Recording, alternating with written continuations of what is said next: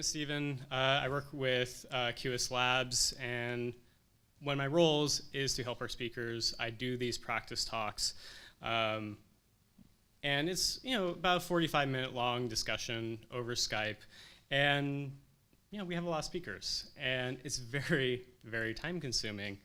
However, it's one of my favorite parts of my role, and the reason why is I get to see people go through this process of turning their personal experience into the form of a talk that is 30 slides and is 7.5 minutes long.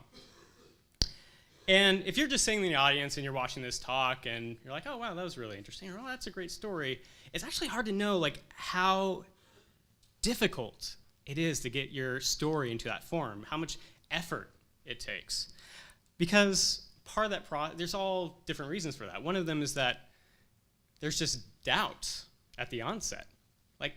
Does anyone care about what I did? I didn't find anything that was amazing. It's not worthy of a TED Talk or anything like that. It's just something that happened to me.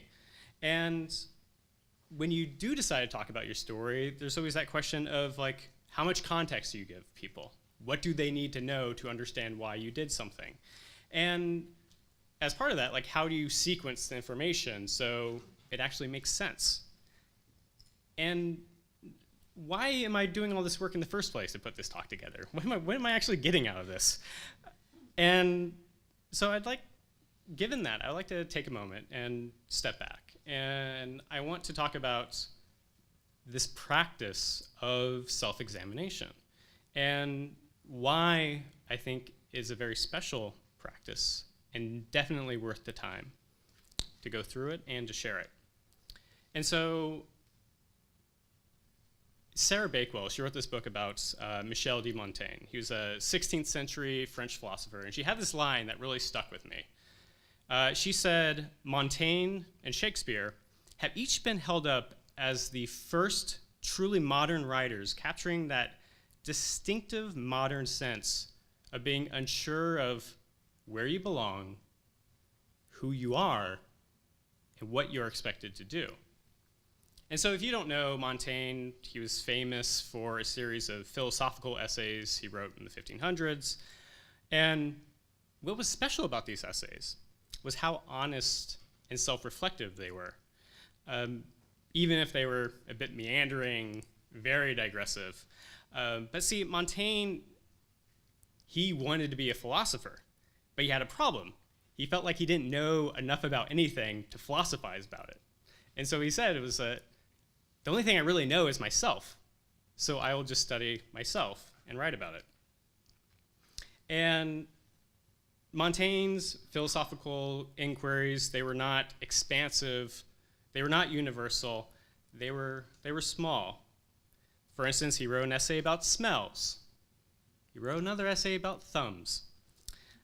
And he was a well-read person. His essays had a lot of quotes from ancient philosophers, but they were grounded in his own experience and self-examination. And so it's funny, he wrote these out, he shared them, and they were wildly popular. And you would think just one person's musings would have no relevance for anyone else. But for the next few centuries, every generation saw itself in Montaigne in one way or another. They always picked out a different thing that resonated with him, a different aspect of himself. And that makes me think of this line that James Joyce had that I'll paraphrase, where he said, "In the particular lies the universal."